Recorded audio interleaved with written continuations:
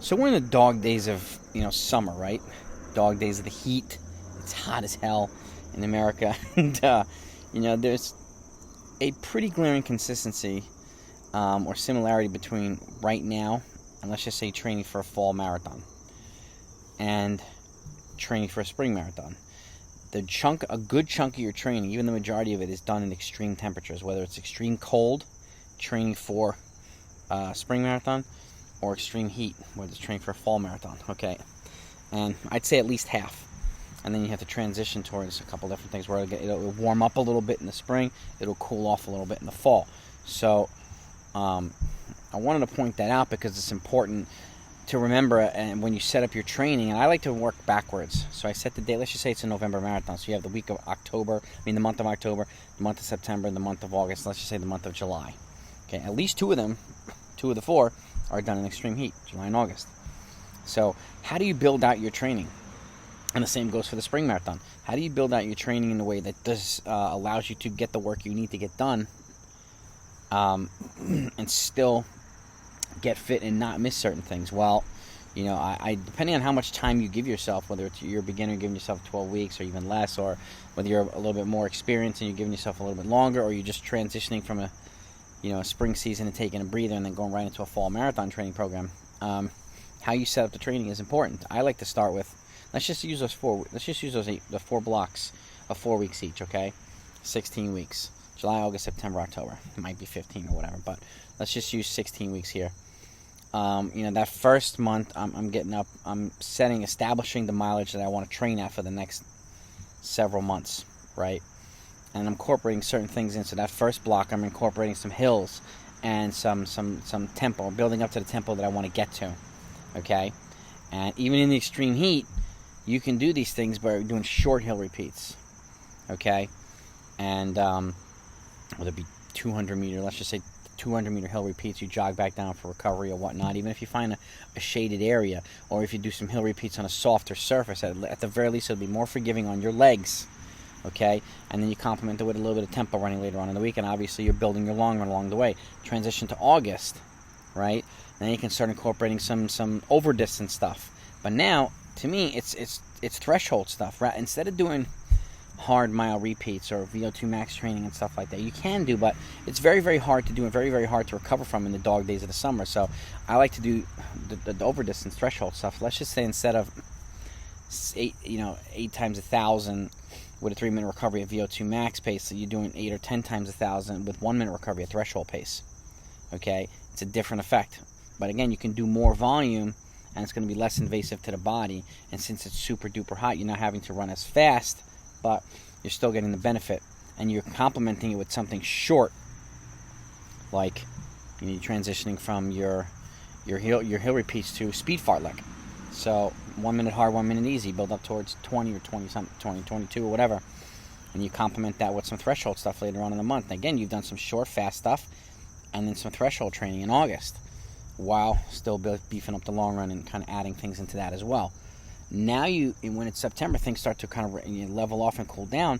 That's when, to me, you get into the most intense part of the training, right? The VO2 max, the hard mile repeats, 2-mile repeats, and you start to incorporate some of this hard stuff into the long runs.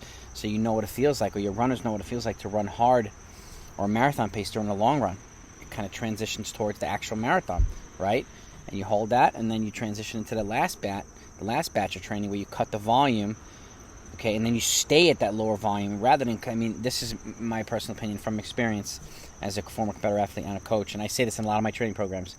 You cut that volume and you stay there for 3 to 4 weeks. Allow the body to adapt. Rather than cutting volume each week for 4 weeks straight, it can throw you off rhythm. Okay, something very, very important to remember. So, and then last one, just maintenance workouts, some race pace workouts, slightly faster than race pace workouts, and then emphasis on the long run.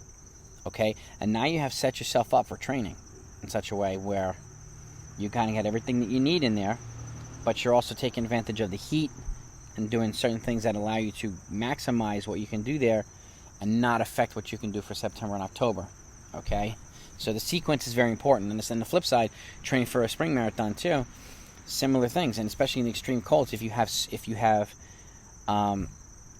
snow on the ground or ice on the ground, it's important. You have to make adjustments. Whether you're doing a workout on an indoor track or a treadmill, timed efforts at threshold pace or whatever with a short recovery, it's the same thing. Okay, if you have the ability to do that, obviously you're worrying about footing and staying safe. That's important emphasis too. But a similar kind of trajectory here. But now that the weather's getting warmer, you're kind of doing a similar process or similar philosophy rather than it getting colder. You're still taking advantage of the extreme weather, and as the weather kinds to get a little bit less intense or less extreme, you're transitioning into more race pace stuff and faster things. And a similar thing applies to even cross country. Right now you're doing your base training period in the summer, and I kind of have a similar philosophy. But before I get to that, let me finish up the spring training, the spring marathon training. So again, you could follow a similar pattern. You can modify it to what you feel is most appropriate. Okay, but distinguishing between training for a spring marathon and a fall marathon, and building backwards and setting up your calendar is very, very, very important. And knowing when the extreme weather is, knowing how to take advantage of it, particularly in the extreme heat, if you can have the chance to run in the morning, it's better because the sun's been down for at least 12 hours or so. And it's not coming up from the bottom or the top right now. It's at its most beneficial point, even though that's not great, even in hot weather, but it's not blazing on you, okay? And again, it's not coming up and hitting you from below. So the best time to do that, this hard stuff and the long stuff, would be in the morning if you can take advantage of it. If your lifestyle, your job, your school allows it. Remember, the marathon is in the morning as well for the most part. So doing these types of things in the morning when you're waking up and getting used to establishing a morning routine is a good way to create some kind of semblance of consistency. So same goes for the spring. Okay, if the race is in the morning, it's a good idea to do a lot of your longer stuff and harder stuff in the morning. So, and hydration is just as important in the extreme cold as it is in the extreme heat. So hydrating and fueling is of utmost importance. I cannot emphasize that enough. So that's kind of spring marathon versus fall marathon and kind of how to set up your training. Take a look at my channel. I've got training programs for the marathon. I talk about this very type of stuff. So, and if I haven't, you let me know, and we'll get into greater detail. Or if there's something I haven't brought up that you'd like me to, you let me know, and I'll make a video of it. Or reach out to me directly at blackbeltrunningcoach@gmail.com. But those are very, very important things. Now, pivoting to training for, and I know we're in the dog days of summer, so we're almost done with cross-country base training, but let's just say that 10 to 12-week period, June, July, August. You start in school in the fall, right? Starting season in the fall. June is where you kind of establish your baseline mileage. You take that few weeks, you build it up to where you want it to be. Right, and then in July, I like to add some strides and some speed development in there, with a little bit of tempo running. And then August, I like to transition, into a little bit of hills, and threshold running. None of which are heavily invasive, at a moderate volume. But this stuff transitions you each month to be able to race in the fall and get fit in the fall without sacrificing or without setting yourself to peak early or anything like that, because you're not doing hard VO2 max stuff or anything like that, hard repeats when you don't need to in the summer, okay, especially in August when it's super hot. This type of stuff allows you to get fit, and again, like I said, prepares you to race and adapt or transition right into some more intense workouts. And again, the goal is to not peak 6 weeks early, right? The goal is to run your best when it counts the most, which is kind of why giving yourself 3 to 4 week blocks of adaptation called periodization to get used to in training is a very, very important thing. Whether you're training for a marathon or cross country, doesn't matter. And obviously building in a race schedule and plugging in the race schedule and building the training around it is important as well. So, and it's up to you to decide how often you race or how often your runners race and everything like that. So that's also an important thing. Over racing I'm not a fan of, because it's going to cause athletes to peak early. Okay, so it's something to keep in mind. And racing twice a week I know it's required in certain areas in high school, but it's not something I recommend ever. So, but that's just me. But I understand it's necessary in certain areas, but you kind of have to build around that as well. But just want to get into that today. Extreme weather training for marathons and setting up cross-country training also in extreme weather, because summer-based training is always going to be in extreme weather.